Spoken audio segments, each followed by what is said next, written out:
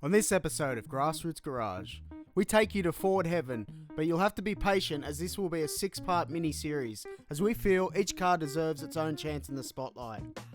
The owner Mark keeps these gems in absolute tip-top condition, and these are really beautiful examples of the owner getting it right. The fleet consists of a Ford Anglia, a 2-door Cortina GT replica, Mark 1 and Mark 2 RS2000 Escorts, an immaculate Sierra Cosworth, and my personal favourite, the 93 Escort Cosworth. First up though is the Anglia. Mark shared a little bit of the car's history with Pete and I.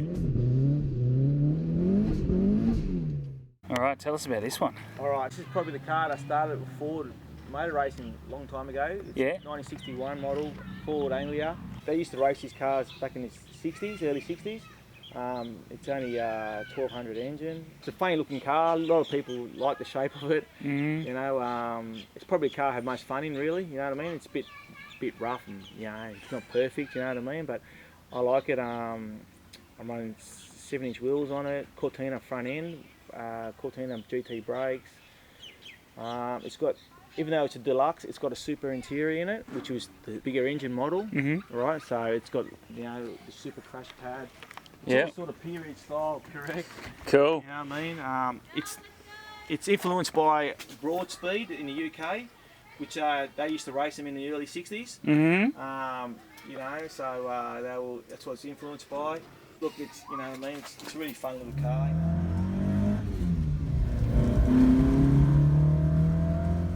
I like to do maybe a few more modifications eventually. You know. What would you modify? I like, at the moment, it's running no synchro first gear. Oh, okay. So, oh, geez, that'd be a bit of a chore, So it's a bit wouldn't of a pain because it's got a pretty big engine in it, you know what I mean? It's the engine it's running in this car is actually from a guy in our car club who used to race these in the 70s. Cool. So it's got a lot of good bits in the engine, even though it's only 1200, solid crank. 1200, yeah. Solid crank. It's got you know, it's fly cut pistons, you know, good Lotus rods, running a big head, twin 45 Weber, twin 40 Webers. Let's have a look. This is the first twin Webers. They're all single. You've gone twin on this one. So you got the Cordy first. Was this your second car you purchased? This car, I got this car from. I had an ESP XD, and I sold that, and I happened to talk to one of the guys in the club, and I told him I was looking for Anglia. And this car was actually restored by old lady in the 80s. Okay. And so this is 80s paint. 80s paint, mate. It's enamel. You could almost pass it off, couldn't you? You could say, yeah, no, it's original. I don't know. It's pretty hard, you know. But jeez, look at that. Yeah. So. Wow. Got them big suckers hanging off the side. Yeah. That's what we like. It's really they've sat that engine right down, haven't they? Yeah, they're low. Yeah. Sat it right. I love your air filters. Yeah. That's cool. Just keep the rocks out. We're all good. Yeah. How good's that? Yeah, same thing again. I got that from the UK. That rock cover. It's a company in the UK who develops and races engines. You know what I mean? So yeah, he's just, you know what I mean, just sort of trying to keep it all period sort of styling. You know? So these engines lacked a lot of torque, this 1200, because they only got 3-bearing crank. Okay. And but they're renowned for revving, so it can rev, you know what I mean? But it's only a 1200, yeah. So basically, that's sort of the progression. So, got them in age order, yeah. It's great, isn't it? Yeah, you know. But the progression of Ford. UK. Through the years, isn't it? Yeah, and it's all period correct. It's all sort of the Webers would be the only thing. These would have had a big single carby at the time, or they were running Webers. They were running twin Webers back then. Wow. Yeah. So Mark 1 Lotus Cortina would be the highly collectible car to have. You know what I mean? But they're very collectible. I don't know if you're ready for this question. I don't know if you're ready for it. Which one's your favourite? I can't say, mate. They're all the same. You know what? My wife asked me, said, if you sold all your cars, which one would you keep? You're going to laugh when I tell you. Probably this one here. This one here. There you go, yeah, wow. Of course, it's...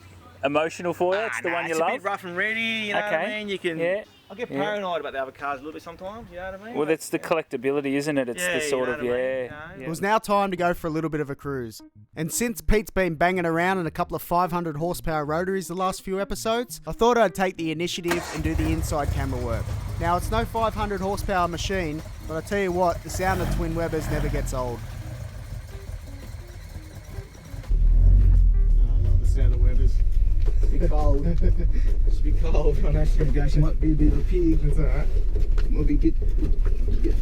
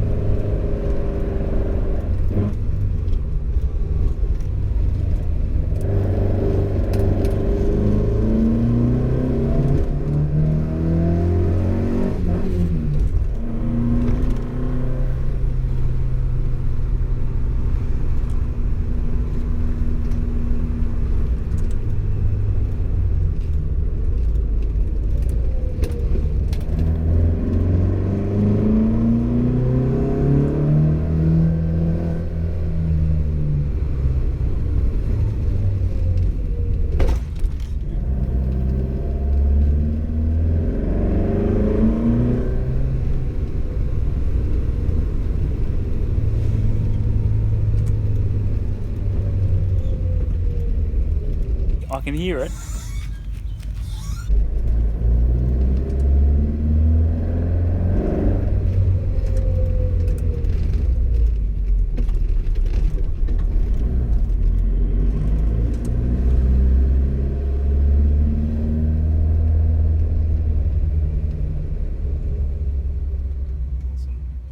Well, that wraps up part 1 of Ford Heaven. On the next episode, we have the Mark II Series 1 Cortina GT replica. Thanks for watching. Stay tuned for the next one.